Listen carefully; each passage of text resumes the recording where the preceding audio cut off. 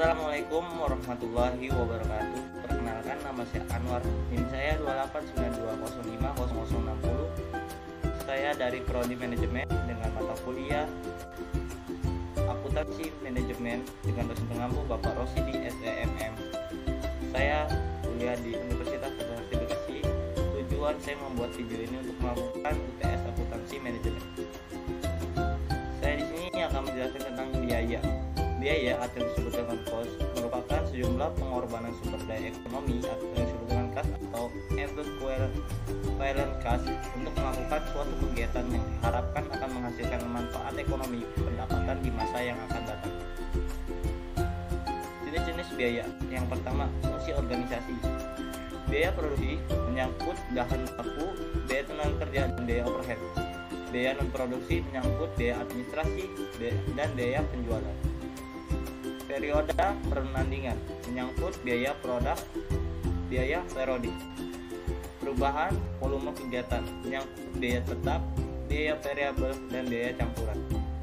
Ketelusuran ke objek biaya, biaya langsung dan biaya tidak langsung. Kemampuan manajer untuk mengendalikan yang biaya terkendali dan biaya tak terkendali. Pengambilan keputusan menyangkut biaya relevan dan biaya tidak relevan. Dampak keputusan terhadap biaya keluar menyangkut sunk cost atau dan out forecast cost. Suatu objek biaya atau disebut dengan cost objek merupakan objek apapun seperti produk, pelanggan, departemen, proyek, aktivitas, dan lain-lain, di mana biaya diukur dan dibebankan padanya. Misalnya, pemindahan bahan dan barang, pemeliharaan peralatan, perancangan produk, pemeriksaan produk, dan sebagainya.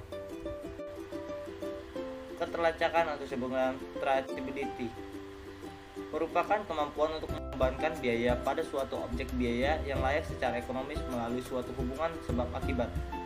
Yang pertama, biaya langsung atau disebut dengan direct cost adalah biaya-biaya yang dapat dengan mudah dan akurat dilacak ke objek biaya. Contoh, biaya bahan baku, biaya tenaga kerja langsung.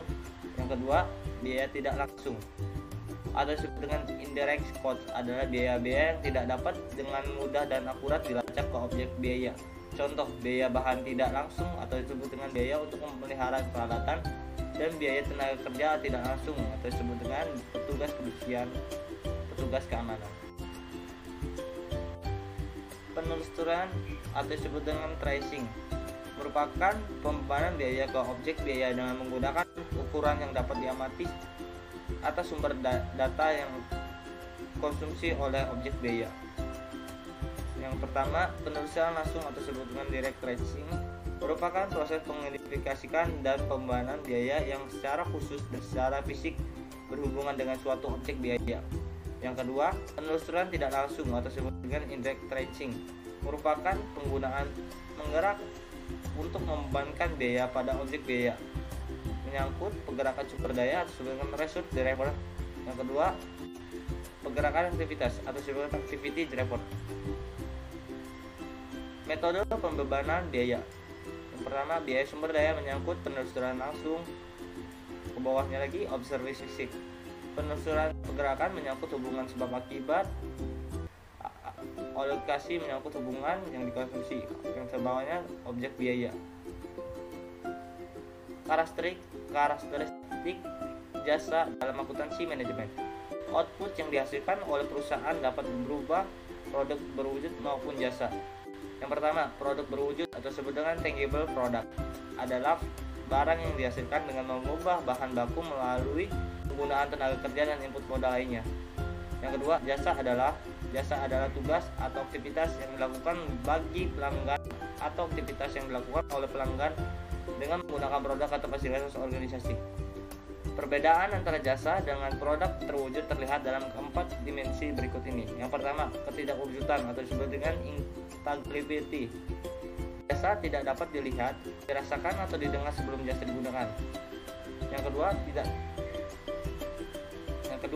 tidak terpisah atau disebut dengan inseparability adalah kontak langsung antara produsen dan konsumen jasa pada saat penyelenggaraan jasa. Yang ketiga, tidak tahan lama atau disebut perishability.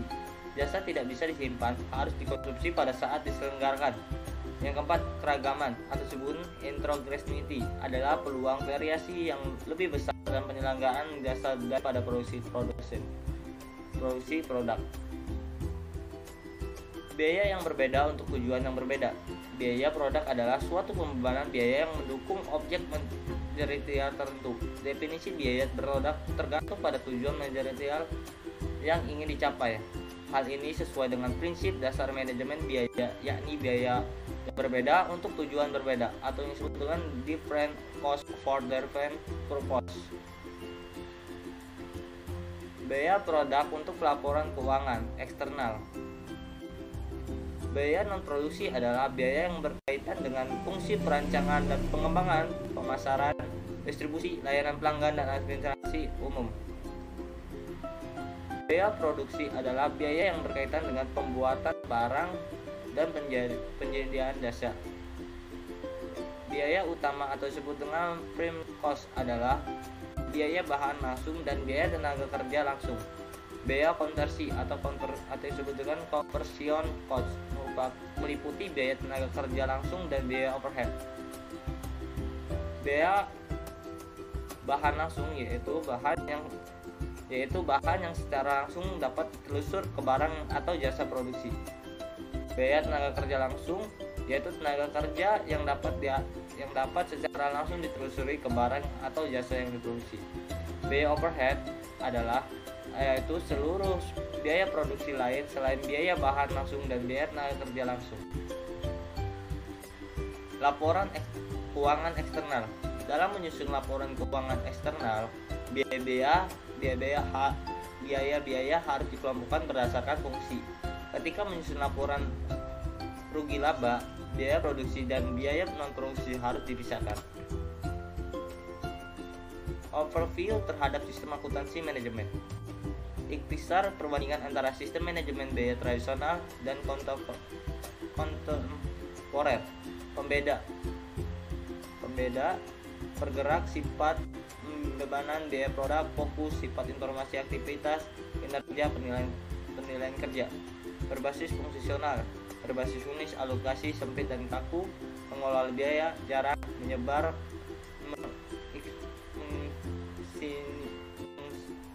simalisasi kinerja individu menggunakan ukuran kinerja keuangan. Berbasis aktivitas, berbasis unit dan non-unit, penelusuran luas dan fleksibel, mengolah aktivitas detail atau rinci, maksimalkan estimasi kinerja sistematik menggunakan ukuran kinerja keuangan dan non-keuangan.